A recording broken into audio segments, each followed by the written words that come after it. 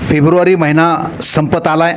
उन्हाळ्याची चाहूल सध्या लागली असून अंबेजोगाई शहरातील पिण्याच्या पाण्याचा प्रश्न नगराध्यक्ष नगरसेवक असतानाही सुटला नाही, प्रशासनाच्या काळातही सुटला नाही. पाणी टंचाईचा कालावधी सुरू होण्याआधी अंबेजोगाई शहरातील आकाशनगर भीमटेकडी परिसरातील महिला व नागरिकांचा पाण्यासाठी पहिला मोर्चा नगर परिषदेत धडकला. नेहमीप्रमाणे सीओ मॅडम नव्हत्या.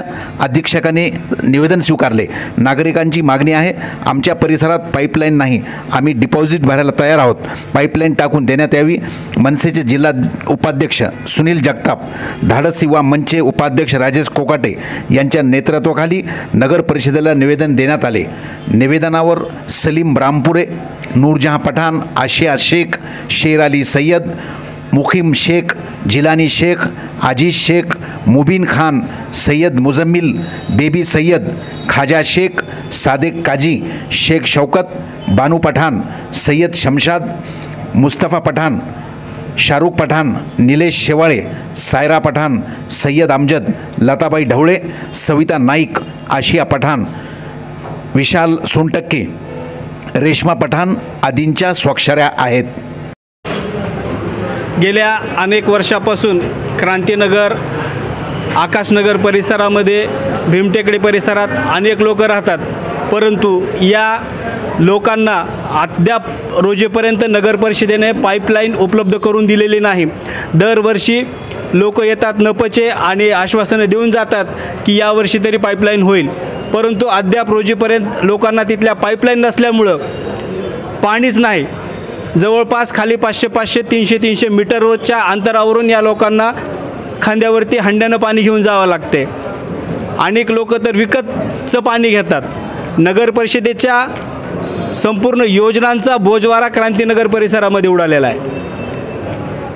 या आकाशनगर परिसरातील नागरिकांनी या पाण्याच्या प्रश्नावरती आज नगर परिषद अंबेजोगाई इथं मुख्याधिकाऱ्यांच्या भेटीला आले होते, परंतु नेहमीसारखंच मुख्याधिकारी इथं अनुपस्थित आहेत. त्यामुळे ऑफिस सुप्रिटेंडेंट यांनी निवेदन स्वीकारलं आणि लवकरात लवकर पाण्याचा प्रश्न मार्गी लावू असं अभिवचन दिलं आहे. आता पाहूयात किती मार्गी लागतं आहे. परंतु एक सांगतो, आमच्या क्रांतीनगर, लालनगर, आकाशनगर परिसरातील नागरिक अत्यंत कष्टाळू आहेत, इमानदार आहेत. ते नगर परिषदेच्या नळाचं कोटेशन भरायला आम्ही सगळे तयार आहेत. लवकरात लवकर ते कोटेशन भरतेलही, परंतु नगर परिषदेने तिथं 4 इंची पाईपलाईन उपलब्ध करून द्यावी, जेणेकरून लोकांचा पाण्याचा प्रश्न मिटेल. क्रांतीनगर, लालनगर हे वसाहत गेले अनेक वर्षापासून आहे, मात्र एवढ्या वर्षानंतरही अजून पुन्हा पाण्याच्यासाठी तुम्हाला नगर परिषद मोर्चा काढावा लागतो. याचं काय कारण? याचं कारण आहे संघर्ष. संघर्ष तेथील नागरिकांना 5वीलाच पुंजलेला आहे. अद्यापपर्यंत आमचा संघर्ष मिटलेला नाही. तिथं प्रत्येक गोष्ट आम्हाला संघर्षातूनच मिळवावं लागलेली आहे. लेना पड़ता, देते नहीं, कुछ नहीं, कभी कभी अंधेरे में भी रहना पड़ता. और पानी की इतनी सुविधा है नहीं है हमारे इधर कि बोर से पानी लेना पड़ता या फिर खदान पे जाना पड़ता. कई एक औरतें, कई एक बच्चे मर गए उसमें जाके कपड़े धोने की वजह से.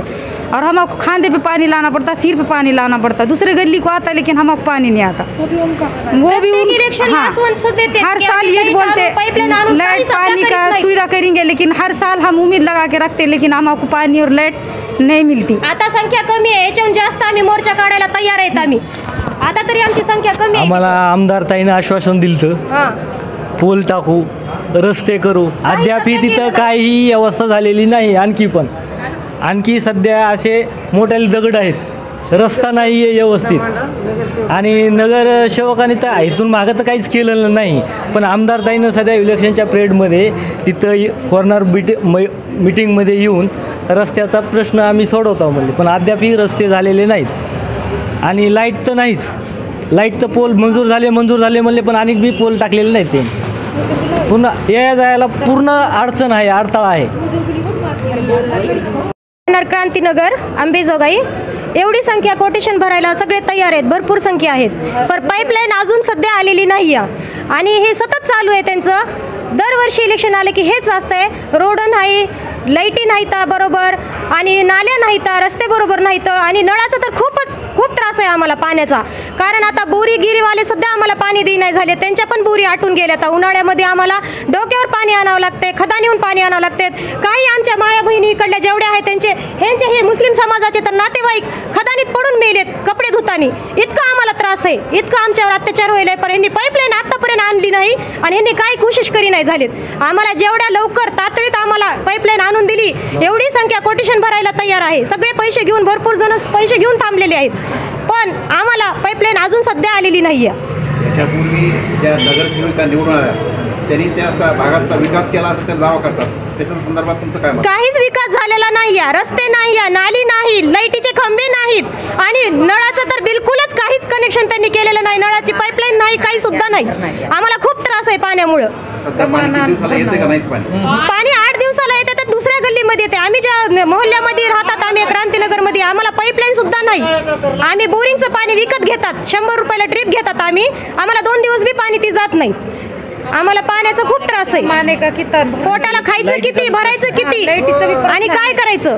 आणि खंबे पण दूर दूरपर्यंत आम्हाला खंबे सध्या नाही. लांबून आम्हाला खंब्याला लाईटीला घेऊन ही करून आम्हाला पैसे देऊन खंब्याचं लाईटीचं घ्यावं लागते.